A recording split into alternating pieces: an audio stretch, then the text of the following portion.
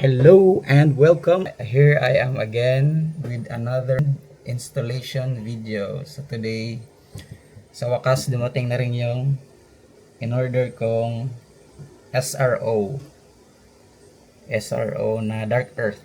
Meron din akong previous SRO na Black. And later,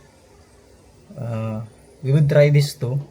We would put this on the Sun Viper and have a look kung saan yung mas maganda, yung black ba or yung dark earth. Ito, tatanggalin natin to, yung dalawang may allen na yan, para may pasok natin yung plate, optic plate na kasama niya sa box. Itong optic plate na to, yun, madali lang siyang tanggalin. So tingnan muna natin kung ano yung looks niya pag black na SRO yung nilagay. Lagay muna natin yung plate, ito, yan.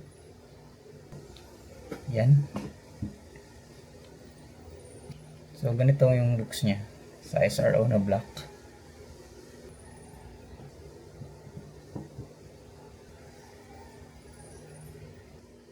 So another trick para kung hindi mo siya matanggal gamit tong tools na kasama sa box is to use 1 centavo. Ito, 1 centavo dito. Gamitin mo siyang leverage para matanggal to.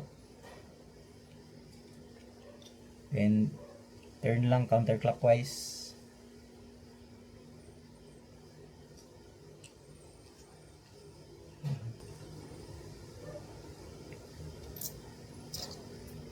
Ayan, tanggal na siya. Then nandito sa loob yung yung battery.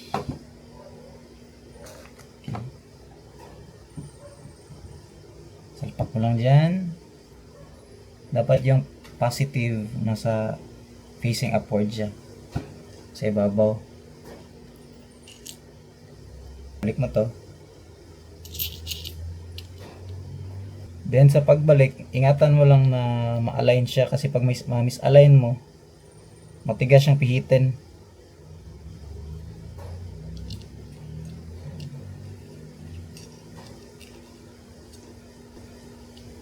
Yun, misalign na nga.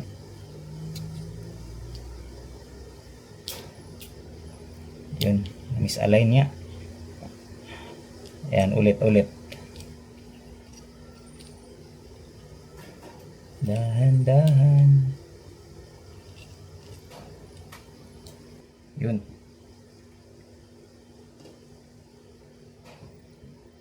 Then, ikabit na natin siya.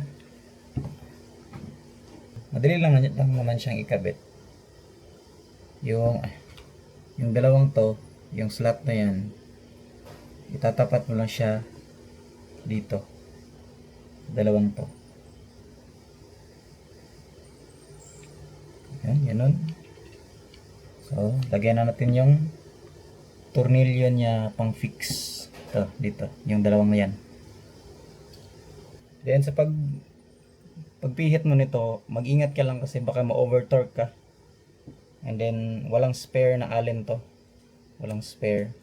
So, pag na-overtorque ka dito, malaking problema yon.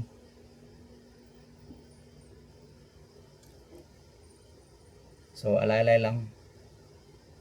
So, ganito na siya. Although maganda din itong black, yung looks niya pang tactical pag ito yung ginamit, yung black. Pero pag ito, head turner. Ito yung klase ng airsoft unit na mapapalingon ka.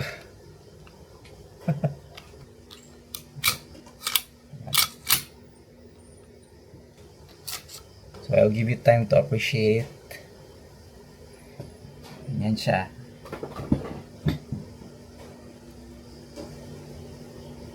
Sa kabila.